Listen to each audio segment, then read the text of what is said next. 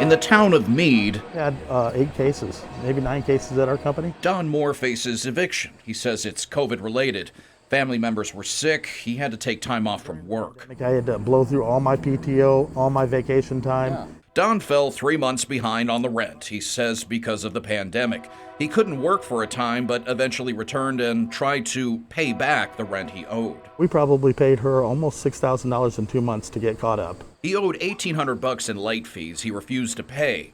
He tried to fight it in court, but lost and was evicted. The judge, during the eviction thing, basically said, "You're behind rent, out.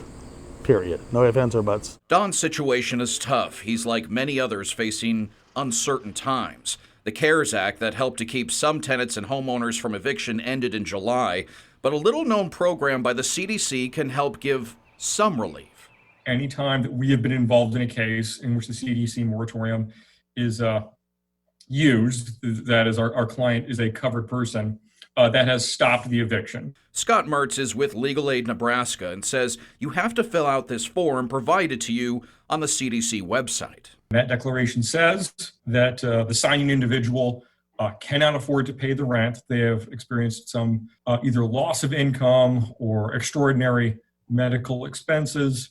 They cannot pay, and they are using best efforts to get rental assistance, and they will make best efforts to make whatever partial payments they can afford. Scott has used this defense in court and helped stop evictions for some of his clients, and says many people just don't know about the option. The courts, and so certainly not the landlords, are not going to hold people's hands and get them to sign this and utilize their rights. It must be COVID related, and it's not rent forgiveness either. The CDC moratorium is going to be in effect until the end of the year. Jeff Van Sant, 3 News Now. The CDC moratorium on evictions began on September 4th, but there were actually slightly more evictions in September than in August in Nebraska. The statewide moratorium on evictions expired at the end of May.